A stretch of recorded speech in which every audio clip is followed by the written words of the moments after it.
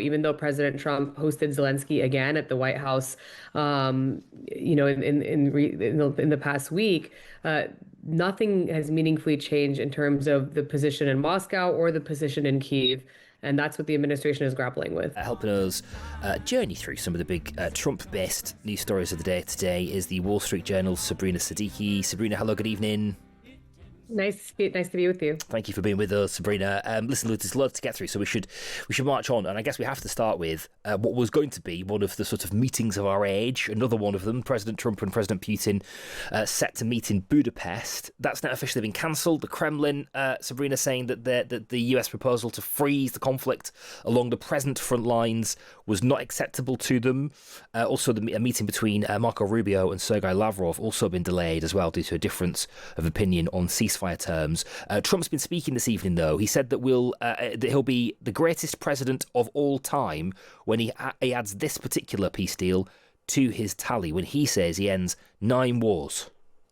Somebody went up there, they say, you're the third best president in the United States. This was on television, third best. And they said, who are the first two? George Washington and Abraham Lincoln. And I got extremely angry at this man. You know, you can't. It's going to be tough to beat, Mr. Senator. It's going to be, John. It's going to be very tough to beat Washington and Lincoln, but we're going to give it a try, right?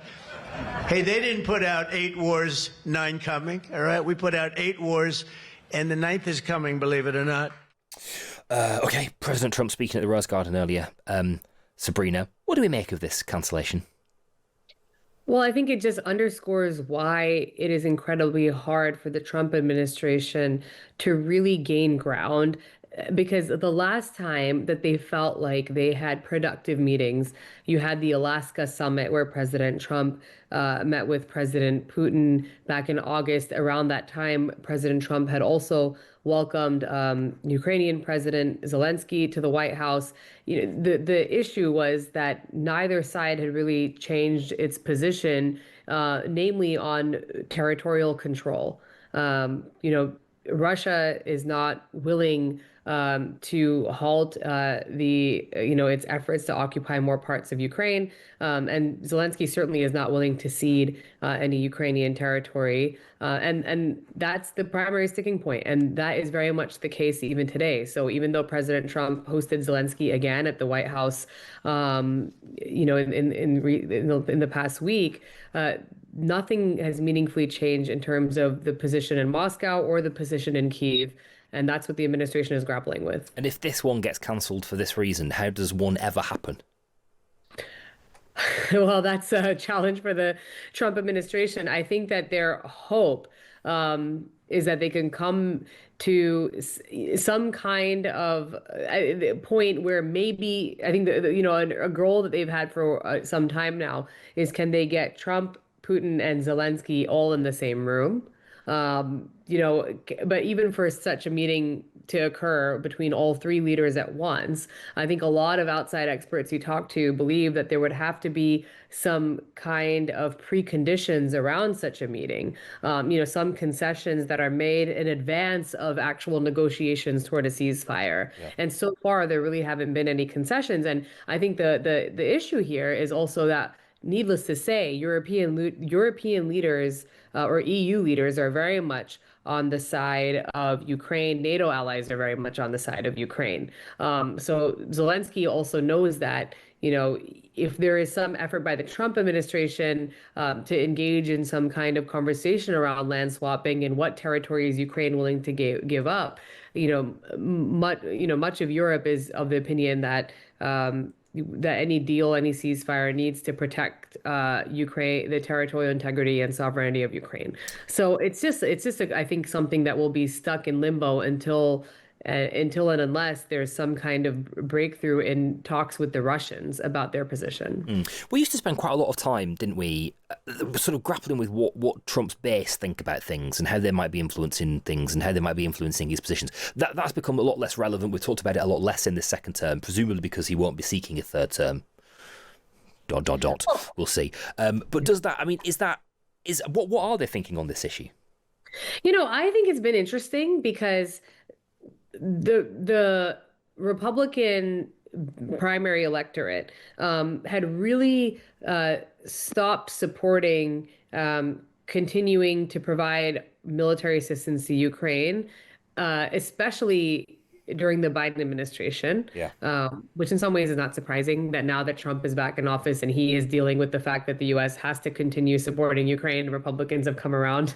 But, there has been a drop in support. Certainly, there had been a drop of support among Republican voters when it came to continuing to provide military assistance to Ukraine. In recent polls, there's actually been an increase in support for continuing to help Kyiv militarily, financially. But it's just not a front and center issue.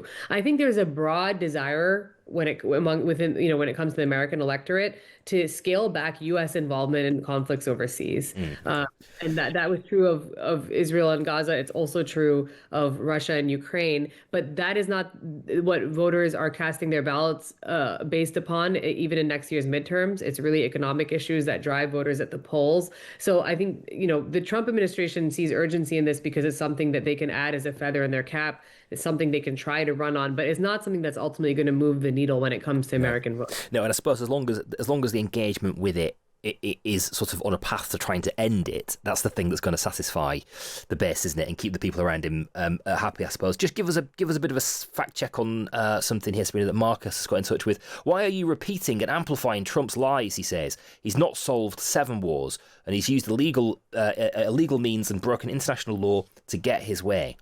There is no sustainable peace anywhere. Yeah, go on, help us. Just help us, because you hear conflicting things about this, don't you? But how many wars has he actually settled, Sabrina? How many has he actually even settled? I think is, because a ceasefire does not necessarily even mean that you have settled a war. I mean, we've seen how delicate the ceasefire between Israel and Hamas is, because some might say it's not even in place right now. What Trump is doing is that he is also pointing to conflicts that were, brimming, and maybe his administration has brokered agreements where they're between adversaries where there could have been more of an escalation had the U.S. not stepped in. So good. So India and Pakistan is a good example of that. Yes. But he has not actually ended 7 wars.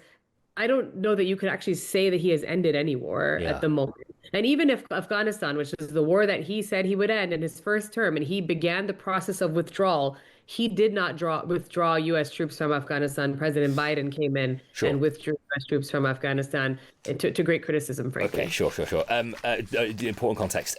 Let's just move from one conflict to another then, which is the situation in the Middle East, of course. J.D. Vance is in Israel today to check on the progress of the Gaza ceasefire there, to try to help shore it up.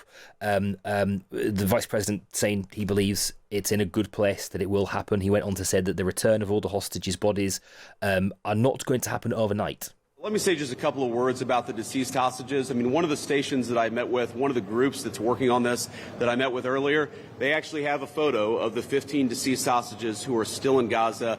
It is a focus of everybody here to get those bodies back home to their families so that they can have a proper burial.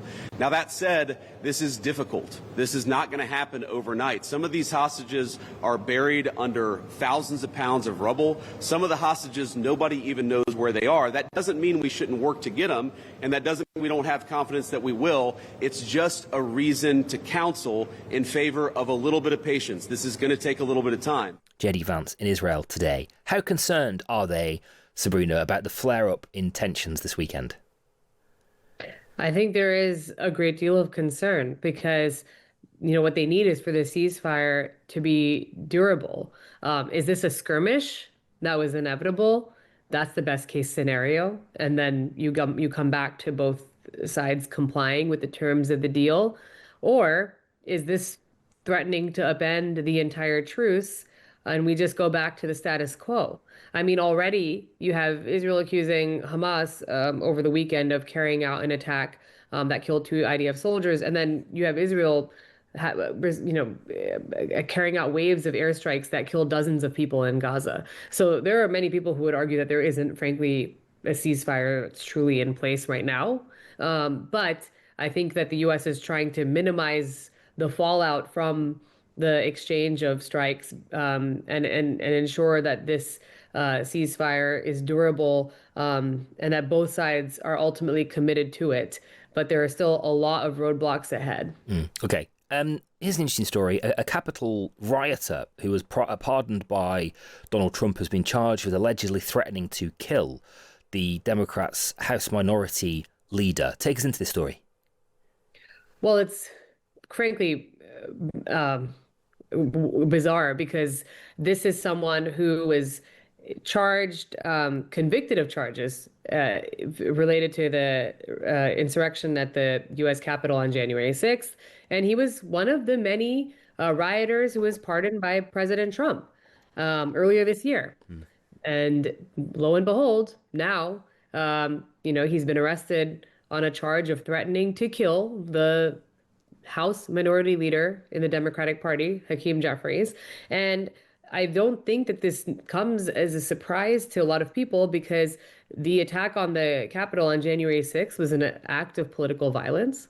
And the U.S. government, the FBI, has been saying for the past several years that domestic political violence is actually the greatest threat when it comes to terrorism in this country. It's that it is political violence here at home, given the just how inflamed tensions are in this country, this is something that is increasingly a concern for lawmakers, politicians, anyone who is involved, in the public discourse, of course, also in the wake of the killing of Charlie Kirk. So, I do think that when it comes to Trump's blanket pardon of the January 6th defendants, it's almost inevitable that they would not be one-time offenders, and that perhaps they have views that they could, risk acting upon. Yeah. I spoke to Pamela Hemphill around the time of those pardons. She was convicted for her role in the January 6th insurrection. She since kind of she denounced Trump. She went through a whole kind of journey when she was in prison, denounced Trump, and then was working. I don't know where she got up to, but she was working with her lawyer to try to reject the pardon. It's an extraordinary story that she tells really about. So a lot of the sort of like human fragilities that led people to be sort of swept up into something that was, undeniably terrible and destructive, and how she sort of got spat out the other end and has been kind of picking up the pieces of her life since. You can watch that on our YouTube channel. If you just go to the Times Radio YouTube channel, search for Pamela Hemphill, and you'll see it. Sabrina, thank you. It's always lovely to have your company. Thank you so much. Thank you so much. Sabrina Siddiqui, who is the national politics reporter for the Wall Street Journal, with us on Times Radio tonight. That is your Trump dump. It's such a good job I don't do this show regularly, because I'm never going to get that. That's your Trump dump. And Kate will be back this time next week to get that perfect.